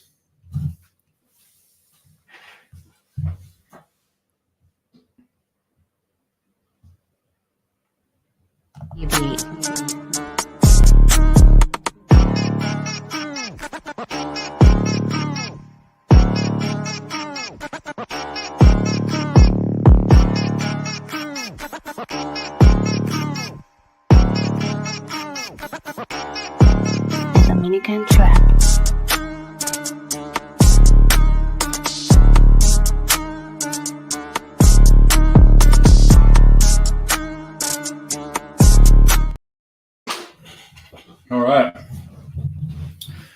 got me a water. I'm good. But yeah, let's breeze through the rest of this. But obviously, if y'all got any comments or anything, just let me know. Let's see where we at. Romeo Dobbs is also a good receiver. And we had Jaden Reed, obviously, we went through that, the slot deal. Romeo Dobbs. Packers are one of just two teams, Patriots, to have 6 different receivers play 45% or more of offensive snaps in this season. It goes to what I just said. They have like a stable of good receivers. Romeo Dobbs leads the Packers receivers with 67.4% snap rate this season, but has recorded just a 13% target share, 4th highest on the team. So I'm pretty sure he's the one that missed practice because he was pissed off. I mean, this tells you right here, he's basically on the field more than any of them and gets the ball the least. I would be frustrated too. So hopefully he's frustrated again and doesn't get the ball and throwing fits. So this is something I alluded to earlier. Let me see if I can zoom in on these. No, I can't. The Texans have generated a league-high 43.1% pressure rate this season, allowing opposing quarterbacks to generate a league-low negative 67.9 passing EPA when doing so. So the Texans get a lot of pressure, and when they get pressure, it's terrible for the quarterbacks. I immediately think of AR getting pressure and doing bad, Trevor Lawrence getting pressure and doing bad, Caleb Williams getting pressure and doing bad, Josh Allen getting pressure and doing terrible. So this is the key right here. You know, they have an advantage in the slot potentially with Reed, even though Petrie's done better than what we thought. You know, the run game, they might have a potential there with Josh Jacobs breaking tackles. Play action, they might have an advantage. You know, if the run game's working, they got good play action. We got bad play action on defense. How do we combat that? By the pressure. Get to the quarterback, cause chaos, cause havoc, do exactly what we did against the Patriots. Obviously, the Packers are a better O-line, but this is going to be the key on defense. And this is funny. I'm like reading most of this now, so I'm kind of like formulating my full game plan myself almost. So further on this point here, the Texans have been led by Danielle Hunter. See, this is what I saw earlier. I guess they updated it. 32 pressures, and Will Anderson 28th. Yeah, who rank 2nd and tied for 7th in pressures generated this season. I guess this is an older stat. It was 2 days ago. The Texans are the only team with multiple players with at least 25 pressures this season. And then yet, here we are with all this talk about how they're underperforming. And, you know, I get it doesn't convert to sacks, but this means they're beating their guy off the line of scrimmage repeatedly. And this was the part that had me was Jordan Love has completed 18 of his 45 passes. That's well under 50% for 250 yards, 2 touchdowns, 3 interceptions when facing pressure this season, recording a completion percentage over expected. So how much better is he doing than average of negative 12%. So he's terrible on such pass attempts. Lowest in the NFL. Lowest. He is not good against pressure. Get pressure, whether that's 4-man rush, D-line winning one-on-ones, dialing up the blitz. D'Amico needs to get after him, dude. So that's the key right there. And let's go to Josh Jacobs. This is one I saw earlier and I've been kind of referring to. Josh Jacobs has totaled 565 yards on 119 touches this season, forcing 28 missed tackles, 6th most in the NFL. After generating negative 86 rushing yards over expected in 2023, Jacobs bounced back this season with plus 58. We kind of already went over this. 12th most. Jacobs has been particularly strong at powering through contact, recording 366 yards after contact, 3rd most in the NFL. So he's rejuvenated his career by being, I assume, in a different scheme, more of a downhill scheme, potentially, and maybe not. But basically, he's just breaking tackles, and we aren't great at tackle. So that's the key. The 2 keys is the pressure getting home, stopping Jordan Love, and then in the run game, tackling. But D'Amico said his key in the pass game was being physical in those contested catches. But C.J. Stroud has completed 39 of his 69 attempts for 800 yards, 69 attempts, nice. 5 touchdowns and 3 interceptions on passes of 10-plus air yards this season, generating a plus 37 EPA on such pass attempts, 5th best. So these are deep passes. Stroud has now generated a 148.5 EPA on passes 10 yards downfield since entering the NFL, 2nd most in the NFL. He is one of, if not the best deep passer in the league. This makes perfect sense because he has awesome arm strength, especially in those deep outs and digs, 10, 20, 15-yard digs. Yeah, and then so we saw earlier too, he's also good on the outside, so that's the key. They got the slot locked down with their defense, focus on the outside. Sarah asked, what website is this? This is Next Gen Stats, partnered with NFL Pro. So it's NFL Plus Premium. If you get a subscription, you get Next Gen Stats. You get to look at all this stuff. You get the All 22 film room, which is, I haven't been doing, but I can start doing that too. You can watch pretty much film on anything, and you can pull up. This is the Patriots Texans game.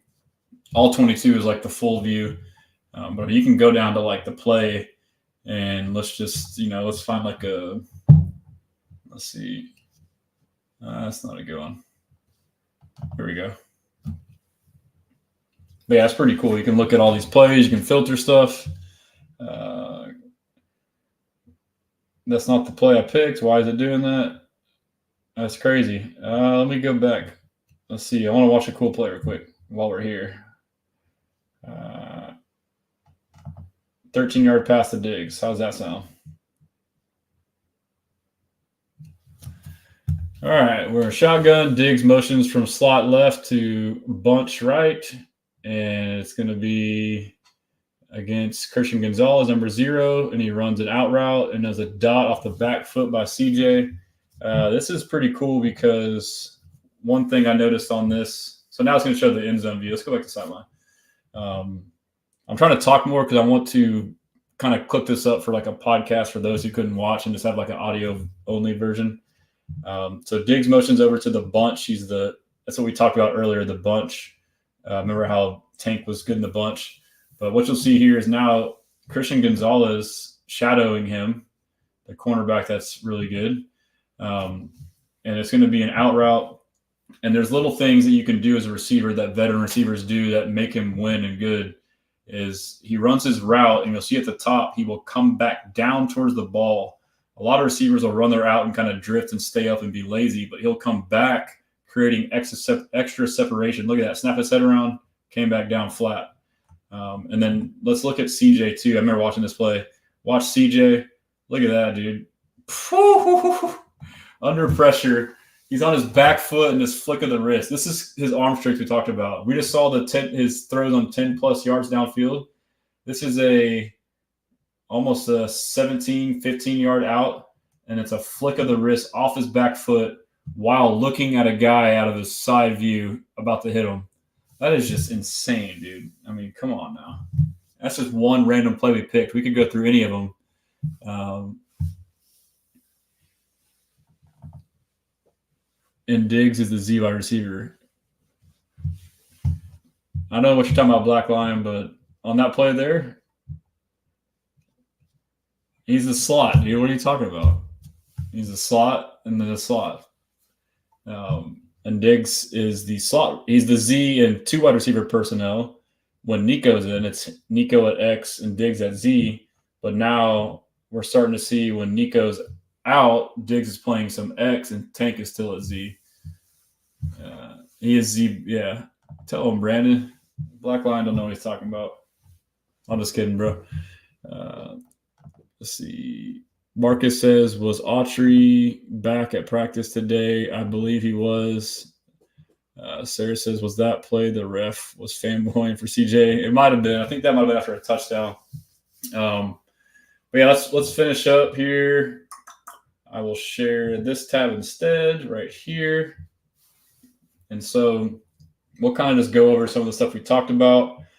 I like to go through like yards per game. So we are on team offense right now. So Texans, despite Bobby Slowick being the worst coordinator in the world, are 6th in the league in yards per game, 372 yards per game on offense. Packers 400 yards per game. So I kind of went through this briefly earlier, and I was like, this could be a shootout. Brandon says, was there a Texans mic'd up versus the Pats? No, there was I saw the NFL mic'd up. There was no Texans on it. And by the way, they went to like 10 to 12-minute videos on that. It's so dumb. Like, that should be like a 30-minute deal. I watched every second of it. But no, the Patriots had one of themselves, like their own sights and sounds. It's like a 3-minute one on their YouTube, and that's where the clip from CJ and May talking was. It was just real brief. But yeah, yards per game. Let's go to – let's see what the passing yards per game are. Texans number 5 in the league at 256. Packers number 10. So we're both top 10 yards per game. We're both top 10 pass yards per game. Rush yards per game. This is the key. Josh Jacobs running through tackles. We need to stop their run game. They are number 2 in the league, 167 yards. That's how they won 2 games without Jordan Love. Run game. And then we are number 14. So one extra game with Mixon. I think we were 20s before this Patriots game, this outburst. So this is trending in the right direction. So that's key for us. Let's see, rush. And then quarterback pressure rate is basically how bad your O-line is. Patriots, terrible, 48%. They were like 42 or 44 last week. It went up higher after playing us, so they're even worse. Texans O-line, 8th worst, 37.5%. It's getting masked. Fortunately for us, CJ is good under pressure, well, as we saw and we see on film, but our O-line has kind of been getting masked by CJ flushing the pocket to the right and hitting that scramble drill. I feel like we didn't see a lot of that versus the Patriots. And we'll go to defense here, but at first look from the Rashawn Gary stuff, it doesn't seem like the Packers pass rush is too worrisome, but I am interested to see without Nico what that scramble drill offense looks like. I really feel like those are the big Tank Dell plays. If he gets flushed, he's going to find Tank Dell for a big gain or so. Let's go to team defense, and this will wrap it up, and we'll see that. But let's just go to pressure rate since we're on it. So we're the highest. And did I even look at the Packers? Hold on. Let's go to the Packers O-line. What is their pressure rate? I stopped at ours. So the Texans are 8th worst. Packers are 18th at 32%. So, I mean, we're talking about 5% difference. So their O-line isn't elite at pass pro. I mean, you look at the bottom quartile is like 25 to 28% pressure rate by the best O-lines, and the Packers are at 32%. So, I mean, they're middle of the pack in pass pro, but our defense pass rush is 48%. So we need to take advantage of that as we pointed out earlier. But let's see with their pass rush. Ooh, yeah, their pass rush isn't good. So we definitely have the advantage on that on both sides on rushing their passer and then protecting our quarterback. They don't have a vaunted pass rush, 31%. We don't have the best O-line, but even then, they've done good enough, and it gets masked by CJ's mobility. So that's a good thing to know right there. So let's just go through the yards here, and then we can wrap it up. Yards per game allowed. Let's do the least amount. Texans defense. So we have a top 10, top 5 offense, top 10, top 5 defense. I mean, shit. We allow the 3rd fewest yards per game on defense, 277 yards. That is outstanding. And the Jets are number 2. This is why I've been harping on the Jets. The Jets are still good, in my opinion. I think the Devontae trade makes them instant contender. Let's see where the Packers are. Yeah. As I go through this, I'm getting more confident. So my prediction already was I said it on the AFC South roundtable. I just on the spot said 24-21, but I mean, I could see us, airing the clock out, but I'm going to say like 28-21 now, 28-23 Texans. So they're at 230. So they're allowing a lot of yards per game. We gain a lot of yards per game. That's an advantage. Pass yards per game. And we'll go to the least amount. We allowed the fourth fewest pass yards per game, and they were not that high. I think they were like top 10 in pass yards per game on offense, but they're rushing. That's going to be the one to see is rushing, because they were number 2 in rush yards per game on offense. But the Packers on defense allow a lot of pass yards per game, and they run cover 1 and cover 3. So let's go. That's another good. I like that. Like Kirk Cousins, I like that. Let's see. Rush yards per game. So this is a sticking point here. Packers are 8th with 110 yards per game in rushing. Texans are pretty much right there, 13th with 113. So something's got to give on either side. Will our rush defense shut down their rush show, and will their rush defense shut down our rush show? So that'll be something to look at. But yeah, that's all I got. Hey, Morris Chest Rock, that stepbrother shirt is fire. Yeah, I'll put it up again. If y'all like that, y'all gonna love the other ones.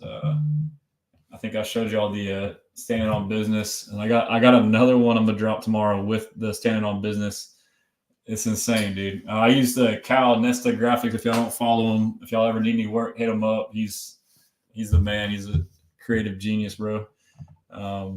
Let's see. Alberto Murillo. How is their rush defense? Their rush defense is like ours. They were 10th and we were ranked like 13th with like 110 yards per game. And I don't know. Let me just go back and look at their schedule real quick to see if they've played any good rushing offenses. Eagles, that's a good rushing offense. Colts, Jonathan Taylor is good, but we shut him down. Titans, Vikings, rush O is okay. They kind of did decent against us, but Rams, Cardinals, I don't know if they've played a good rushing. So it's, we look at all this stuff like it's facts, but it's still only 6 games. So, things could be not truly indicative of what they are. But yeah, again, man, if y'all don't mind, please, if you could subscribe to the email list, it's totally free. I'll try to not inundate you too much, but I'll basically give you a recap of all the good stuff, probably just once a week. Also, too, if you could create a profile on here, that would be awesome. Trying to get this community going on here. You just click this little icon button on the website. It'll be like a little person, and then you can click create profile. But yeah, I appreciate you guys. I really enjoy this stuff. We're 5-1. I think this is a close, tight game, but going through that now, I feel like, before I was like, this is a 50-50 coin flip. I would say it's like 60-40 us now. Like we should win. I know we're like a 3-point dog, which is crazy. I will show y'all on the main thing here. There was a couple of good things to kind of point out about this. Let me go back to the Packers. And there's like a good overall thing too. Points per game, we have 23.8, 14th, and they have 27, they're 8th. So they have the advantage there. But I think that's kind of shifting for us. Point differential, we are +8, 16th in the league. They're +41, 4th in the league. You can weigh into that a lot if you want to. It's still early. We have one blowout loss and a couple close games, essentially. Record in close games, this is key. I know the Houston Stressans games suck, but they pay dividends in these. We're 4-0 in close games, and we were 7-2 last year in those games as well. To me, that's not luck. You learn how to win in those environments, and you have to be in those games to do it. So, and then they're 2-2, average margin of victory. We're 7 points, 22nd. They're 12 points, 14th. A win's a win. Who gives a crap? Turnover differential, we're dead even at 0, which is 13th in the league, and they're +9 first. So that's their big thing is takeaways. Penalties. This is it. Even the last 2 games we've done good. We're still the worst team in the league in penalties, 51. And they're 46. So this could be a big penalty game. But, yeah, +3 is the spread, 47.5 is the over-under.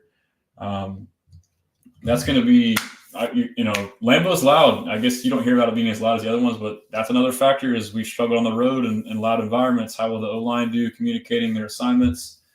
I guess, there's just so much stuff on here. It's crazy. So it kind of shows you like their key matchups.